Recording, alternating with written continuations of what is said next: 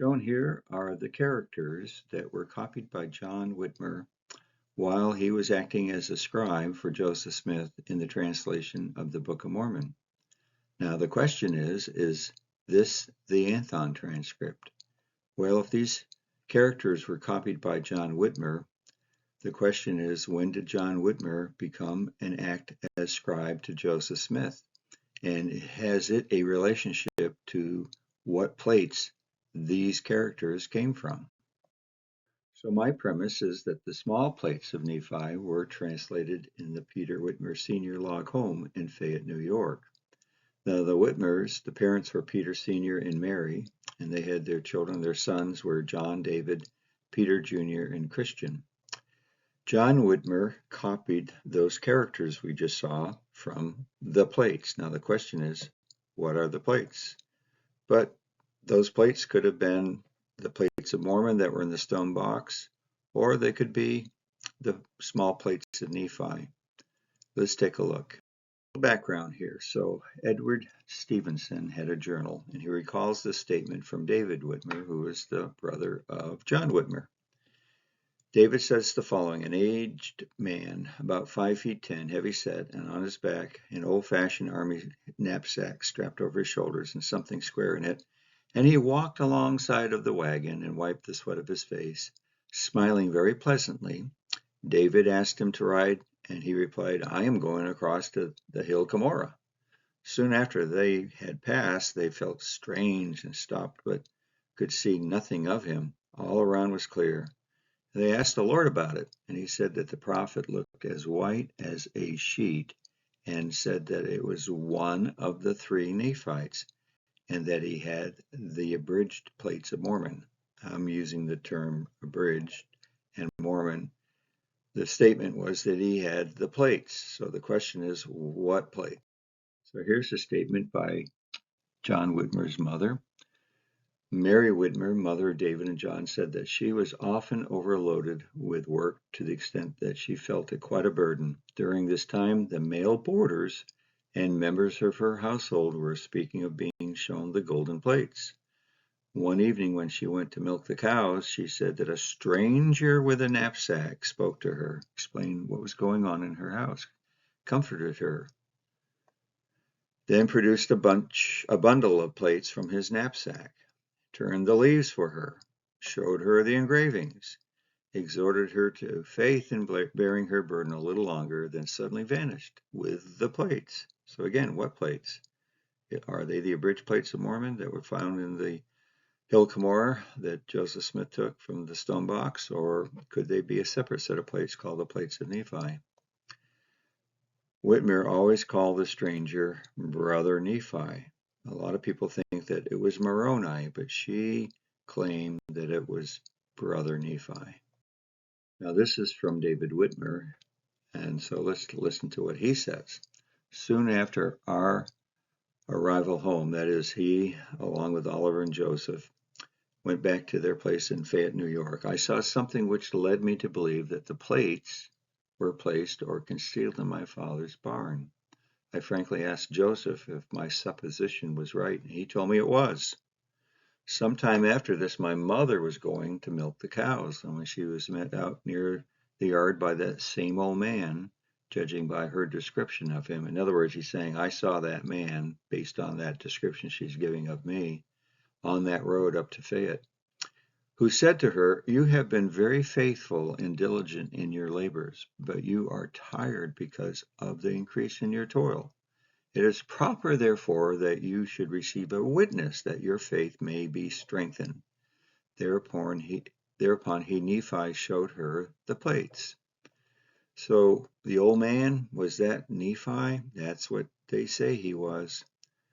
The same old man, Nephi, took the abridged plates of Mormon back to the hill Cumorah, because Joseph and Oliver had finished translating them, and they wanted to go back and retranslate the lost 116 pages, but those plates were retrieved by that old man, and we think that old man is Nephi.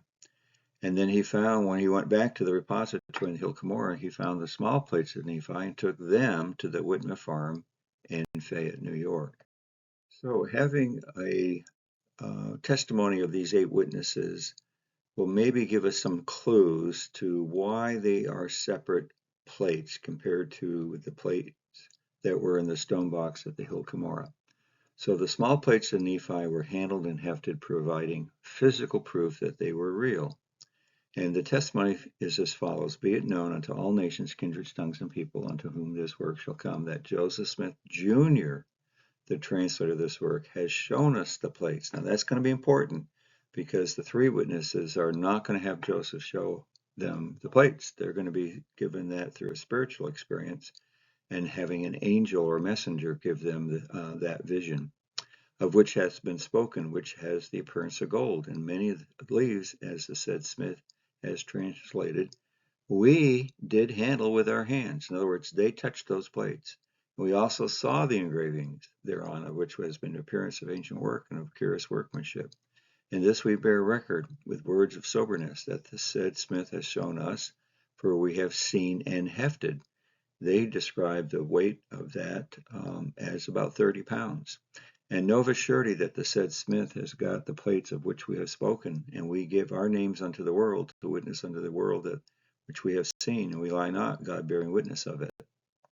Compare that to the plates of Mormon that were taken from the stone box. They were not to be shown to any person. So this is Joseph Smith stating in his history. And again, Moroni told me that when I got those plates of which he had spoken, for the time that they should be obtained was not yet fulfilled, I should not show them to any person, neither the breastplate with the Urim and Thummim, only to those to whom I should be commanded to show them. If I did, I should be destroyed. So the 3 witnesses that will testify of these plates saw the plates of Mormon spiritually, not physically.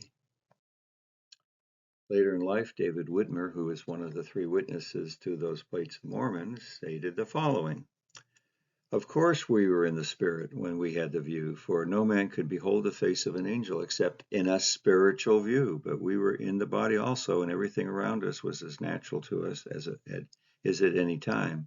Martin Harris, you say, called it being in vision. We read in the scriptures Cornelius saw in a vision an angel of God. Daniel saw an angel in a vision, and also in other places it states they saw an angel in the spirit. A bright light enveloped us where we were.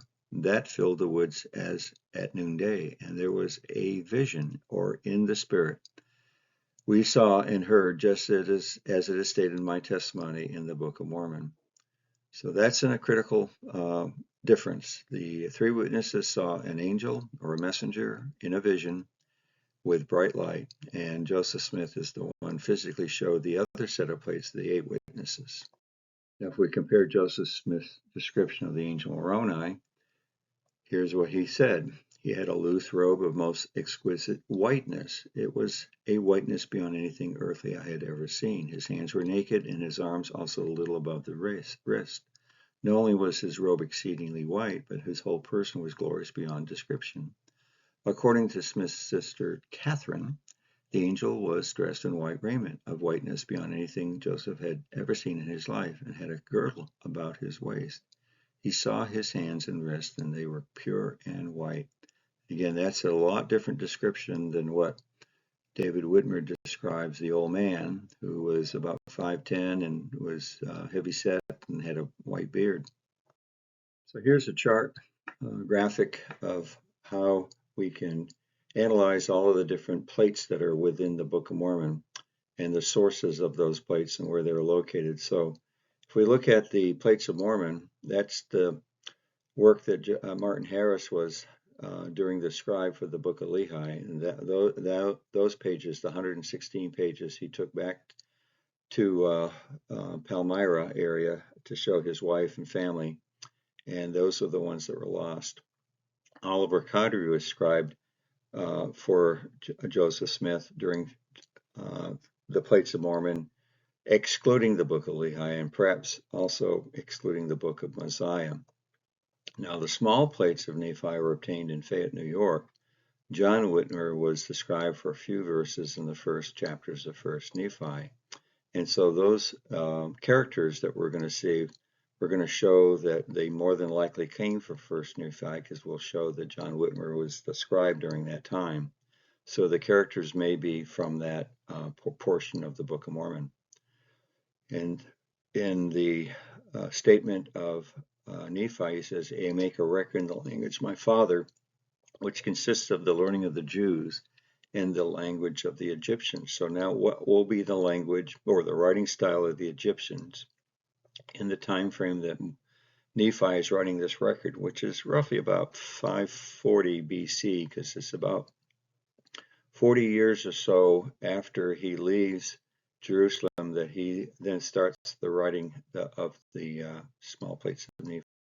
So I make a record in the language of my father, which consists of the learning of the Jews and the language of the Egyptians. So the Demotic Egyptian was prominent in 600 BC. Nephi probably wrote his record in this script. Demotic also means popular, is the ancient Egyptian script derived from northern forms of hieratic used in the Nile Delta. Now that's important because that's the place of the Jews' bondage. So if we look at the time period of the Demotic, it's from 650 BC up to the 5th century AD. So after 1,000 years of history, Mormon abridges that history on the records that were inscribed on the large plates, resulting in a reformed Egyptian. So he states in Mormon 9, verse 32, after, and now behold, we have written this record according to our knowledge, and the characters which are called among us the reformed Egyptian, being handed down and altered by us according to our manner of speech. So that handed down and altered took place over 1,000 years. So a study of those characters that came from the John Whitmer document was printed and researched by this individual, Ariel Crowley, and it was published in the Improvement Era back in February of 1942, where he compares the characters to different Egyptian writings that had been discovered up to that time. So Brother Crowley meticulously looks at the characters, each of the characters that are on the character document, and then had found equivalent characters on various sources that had been published. So here's a couple of pages from that article. So on the left would be the characters from the character document, and on the right would be an associated character that looks exactly like it from these other Egyptian writings. So here's a blow up of a few of them. So on the left you see that he's taking images from groups in Germany, different museums throughout, and he's comparing each of these characters off to the left, which are on the character document that John Whitmer was able to transcribe, and then how they relate to what he has found in the literature over different museums and different articles that had been published up until 1942. At the conclusion of his article, he states the following: Joseph Smith did not have, and when the Anthon transcript was prepared, he could not have obtained a dictionary of the Demotic Egyptian language at any price. No such dictionary existed.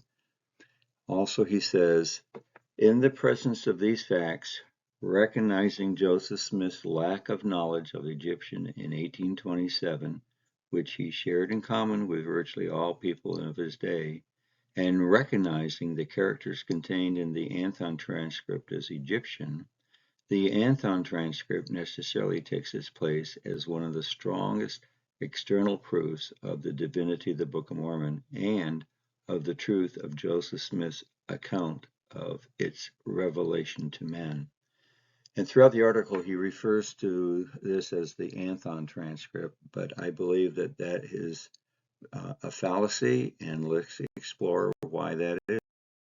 So before we do, I'd like to show this little map that I've created, and it shows that we have another group of people coming into the story of the Book of Mormon called the Mulekites. Although they're not called the Mulekites, they're called the people of Zarahemla, but Mulek was the son of the king Zedekiah, whose eyes were taken out after his two sons, or his sons, were murdered in front of him, but his wife and his daughters escaped Jerusalem and went with Jeremiah and his scribe Baruch, and they escaped to a place in Egypt called Tapanhes. And from there could have been potentially passage on a Phoenician ship. And if they did went through the Strait of Gibraltar, they could have had two routes. They could have had the southern route, that's kind of what Columbus did in 1492, or the northern route that John Cabot did in 1497, where the St. Lawrence Waterway was their place of entrance. And it could be why we read in the book of Omni that their place of their first landing was up in that area. So this gives us an indication that we have two groups of migrations within the Book of Mormon that are going to relate to the plates that we're going to be using, not the plates of ether, but the Book of Mormon. So we have the Lehites, or the Nephites, and then we have the Mulekites. Why I bring that up is because the Micmac has a Reformed Egyptian writing script that closely resembles the characters copied by John Whitmer and from the small plates of Nephi. So again, Mormons in 9 verse 32, it says, "Behold, we have written this record according to our knowledge, and the characters which are called among us the Reformed Egyptian, being handed down and altered by us according to our own manner of speech." So if we look at the Micmac script, we can see that there is some semblance of reality here to what we can see in some of the characters that John Whitmer copied, but there are some alterations of that. And if we look at the Micmac group, they're up in the northeastern part of Canada, up in places like Newfoundland, Nova Scotia, Prince Edward Island, and so forth. So these individuals up there have that writing style. And maybe they came from Hagoth's people when they went north, or they could have been there to begin with, and they remained there, because that writing style closely resembles some of those characters on the character document. So if we were to compare some of those characters to the Micmac, you can see that there's quite a number of them that do compare. So therefore, this becomes another source document, this character document, proving in essence that it's Demotic Egyptian, and that there is an indigenous group of people in North America that have that writing style that has been preserved. So who are the major scribes? We have Martin Harris. He's the one that scribed for the Book of Lehi. That's the abridged record taken from the large plates of Nephi. This was the plate portion that the characters came from, that he took to New York to show to Mitchell and Anthon, where there was a character, then a translation thereof. So that Anthon transcript is derived from this record. Oliver Cowdery is the scribe. He's there during the Book of Alma to the Book of Mormon, which is the abridged record on the plates of Mormon, and the rest of the Book of Lehi, the Book of Ether, and the Book of Moroni. And that's, again, being translated while they are in Harmony, Pennsylvania. And then we have Oliver Cowdery and John Whitmer, are the major scribes, during the small plates of Nephi given to Nephi, one of the three Nephites, to Joseph Smith in Fayette, New York. The characters document is in John Whitmer's handwriting. So this is Revelation that was recorded by a couple of scribes here in November of 1831. It's in the Revelation book. It's in our Doctrine and Covenants, but this is the handwriting. And this comes from the Joseph Smith papers, where they state that there's in two people's handwritings. There's Oliver Cowdery's handwriting and John Whitmer. Now, if you look at the letter D, so there's a name, a word called laid, and notice the D. It's an open-faced D with a big flourish up at the top. And we have another word here called according, and again the D within that word, it has the same look to it. That's in the handwriting of John Whitmer. Then we have we have a break within the script, and now we're going to get the handwriting of Oliver Cowdery. And that handwriting has a D where it's a closed-faced D with the tail on the bottom. So you can see the word enlarged. You've got appointed, so forth and so on. So all of these words that have the letter D, you'll see carried, you've got landed, priesthood, so forth. So all of those D's are shown that these are in the handwriting of Oliver Cowdery. And that's going to be important because in the original manuscript, not the printer's manuscript, we're going to see handwriting, and so we'll be able to determine who is there during the time that they're scribing for portions of the small plates of Nephi. So here's a script from the first Nephi chapter 2, verses 2 through 9. It's in beautiful handwriting. And this is the original manuscript that was used to make the printer's manuscript, but it's in handwritings of two different people. So if we look at this word here, that is a closed-faced D with a tail. And then we have a closed-faced D with a tail. Same there. But then we get to see the open face D with a flourish at the top. So these are showing you that we have two different scribes, and those two scribes have the same look that we saw on that revelation. So they're in the handwriting of first Oliver Cowdery, the yellow underlined words, and then the red ones are in the handwriting of John Whitmer. So Oliver Cowdery has departed, traveled, Lord God, the closed-faced D. And then the John Whitmer handwriting has the called, emptied, emptied red, or the hooked, open-faced D. Then based on that open-faced or closed-faced D, we can determine who's writing and being the scribe for portions of 1st Nephi.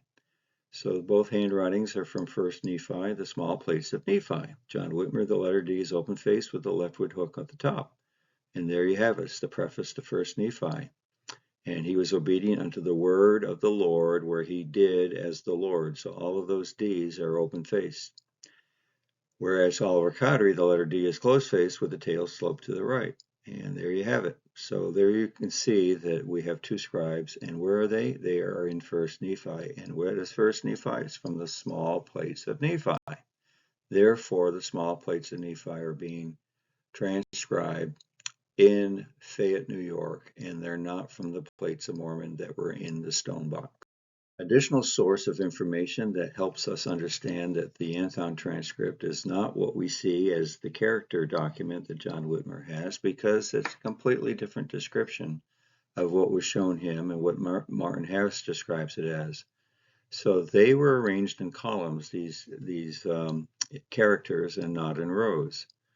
In 1841, Charles Anthon remembered that the characters are arranged in columns like the Chinese mode of writing, and presented the most singular medley that I'd ever beheld, Greek, Hebrew, and all sorts of letters, more or less distorted either through unskillfulness or from actual design, were intermingled with sundry delineations of half-moons, stars, and other natural objects, and the whole ended in a rude representation of the Mexican zodiac. A final account left by Anthon in 1844 simply spoke of the document as he was shown, containing in one or two parallel columns rude imitations of Hebrew and Greek characters, together with various delineations of sun, moon, and stars.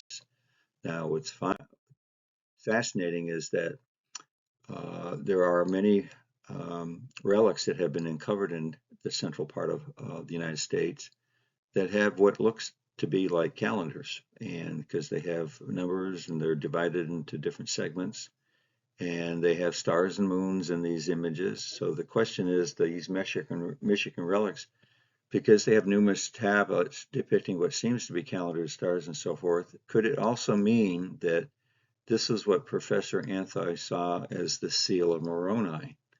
You know, we don't really know, but these characters that we're seeing in these Michigan relics, and also other relics outside of Michigan in Illinois, Indiana, Iowa, and so forth, have these kind of calendar-looking symbols on it, but it may be that that was the seal of Moroni. So because Anthon's description varies significantly from the surviving characters written by John Whitmer, it is difficult to reconstruct what actually was represented on the original document prepared Transcript by Joseph Smith. Anthon spoke of the writing he saw arranged in columns, whereas the Characters document is arranged in rows. The Anthon manuscript had copied characters with their translated English equivalent. I, Martin Harris, went to the city of New York and presented the characters which had been translated with the translation thereof to Professor Charles Anthon, a gentleman celebrated for his literary attainments. Professor Anthon stated that the translation was correct, more so than any he had seen before being translated from the Egyptian. I then showed him those which were not yet translated, and he said that they were Egyptian, Chaldaic, Assyric, and Arabic, and he said that they were true characters. So with that background, we can take a look at some of the characters that are in the character document, and one looks like the letter H, a flirt with a, it's a beautiful looking H. And according to the Demotic Egyptian, that could mean the sign of the scribe. So if it's coming from First Nephi, we know that it's in the first person. We know that I, Nephi, having been born of goodly parents, and I, Jacob, and so forth. So it's a first person account. So if that's correct, that's good. So if we look at the character map and we look at a line that might be from First Nephi, this is just, a stab in the dark here. But if you look at some of these characters and what the Demotic Egyptian meaning in English would be for those characters, it could be that line reading from right to left, because it's written like a Hebrew way of writing. And it came to pass that I, Nephi, returned from speaking with the Lord to the tent of my father. So now you've got this remembrance symbol. You've got these symbols that says, and it came to pass. Then you've got that in that red box, that's I, Nephi. In other words, Nephi, I'm the one who's speaking. And I returned from speaking to the Lord, and I returned to the tent of my father. So again, this is not precise. It's just an idea that I'm presenting here, that these characters that were studied out by Joseph were given to him through the aid of the Urim and Thummim of what their literal meanings were, perhaps, and then using his mental vocabulary bank of phraseology and wording, he was able to quickly be able to understand these characters and put them and render them into English. Translations are by my friend Brian Nettles, who's working really hard to understand a lot of these Demotic Egyptian characters and some of the symbols. And in the future, he's going to be able to share sometime when he feels right how he has been able to analyze each of these characters and come up with what this character document really is saying and where it's coming from. But I can say with confidence that it definitely is coming from the small plates, and it's coming someplace in the area of the first chapter of Nephi. That's when, again, John Whitmer was the scribe during that early part of the transcribing process.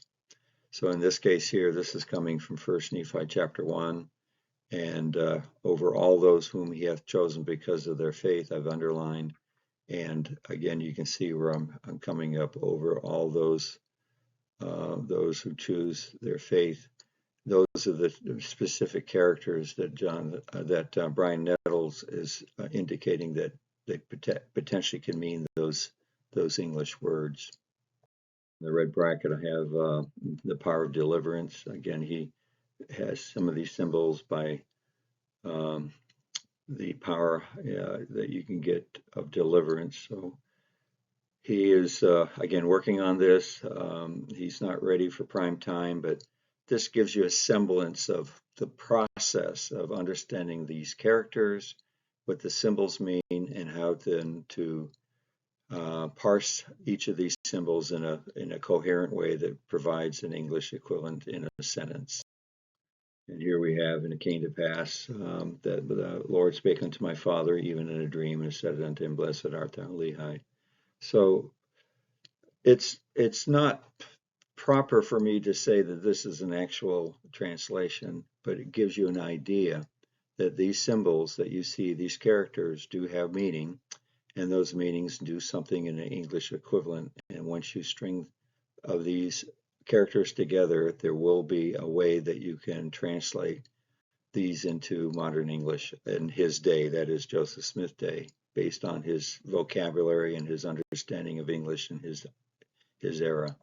Without going into much detail, here's another example of what Brian Nettles has been able to figure out roughly of what some of these images mean. So again, I want to get into a lot of detail here, but you get the idea that these characters have meaning and that you can translate them into an English equivalent.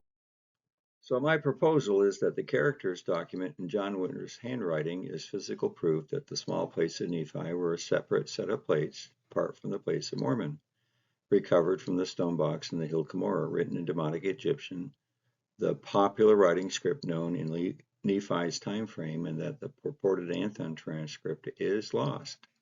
The characters document thus becomes a witness to the purpose of having two sets of plates. The abridged plates of Mormon, the 3 witnesses' spiritual testimony, and the small plates of Nephi, the 8 witnesses' physical testimony. Obtaining both a spiritual and a physical witness allows for sure knowledge, just as a spiritual body needed to have a physical body to become perfected, as is Heavenly Father and Jesus Christ. So if we look at the timeline of the plates, in 600 BC, Lehi Nephi escaped Jerusalem. Nephi makes plates in the land of promise. Book of Lehi is started. Nephi makes the small set of plates, I Nephi, I Jacob, written in Demotic Egyptian. Mormon abridges the large plates of Nephi on his plates of Mormon, written in Reformed Egyptian. Moroni completes then seals the plates of Mormon, places them in the stone box in the Hill Cumorah. Warren Harris then takes the characters from the plates of Mormon, with their translations arranged in columns to Mitchell and Anthon in New York. And John Whitmer copies the characters while acting as scribe in 1st Nephi from the small plates of Nephi written in Demotic Egyptian. John Gee, who has a PhD in Egyptology from Yale University, who's a professor at BYU, was part of a Zoom conference a couple years ago where I provided this information to him on why I felt that the Anthon transcript is not the Anthon transcript, that it's a separate document, and that the character map is actually a document is from John Whitmer, comes from the small plates. And he said the following, and he writes this to Brother Nettles, who is the one that organized the Zoom meeting. Thank you for inviting me to your presentation. That was very kind. Thank you for allowing me to answer questions. I was not expecting to talk. It was your show. Let me start by telling you some of the things in the presentation I think you got right. It was very perceptive of you to recognize that the characters document is not necessarily the Anthon transcript. Even if I did not find your alternative explanation of how it came to be persuasive, I appreciate that you isolated the assumption and tried to argue consistently. Not everyone does that. You appropriately realize that the document is a demotic, that it should be read from right to left. You put a great deal of work into your presentation. It was clear and easy to follow. That is no mean feat. I was surprised and pleased by some of the comments that others provided. I found myself agreeing with many of them. Best wishes, John Gee.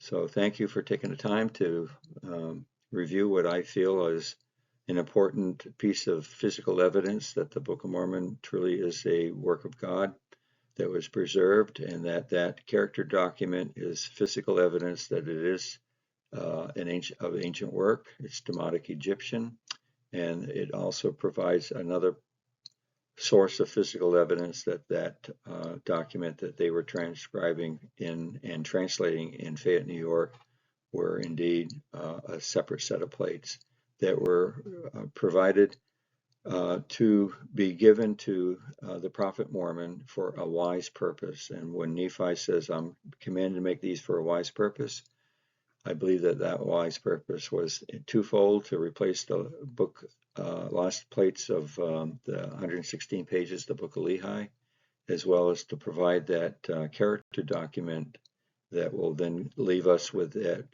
physical evidence that it's Demotic Egyptian, which means it came in the time frame that Nephi was writing his first person narrative. And I testify to this in the name of Jesus Christ. Amen. If you'd like information on the work that I have done in formatting scriptures, sacred texts, and illuminating them in a unique way through my company called Beacon Light Books, the books that I have done already have been the annotated editions. First one was the Book of Mormon, followed by the Book of Jasher, then the Book of Isaiah, the books of Enoch, the Joseph Smith translation of the New Testament, and coming out this year in the fall, in October, will be the annotated edition of the 5 books of Moses using the Joseph Smith translation, and also all of the other works that I have found that relate to the book of Genesis that are incorporated in the book of Genesis that will make it more enjoyable to read and understand. So thank you. You can contact me at my cell phone or an email address at drhawking@gmail.com, or you can go to my website to see additional videos or to order the books. Thank you for your time. Bye-bye.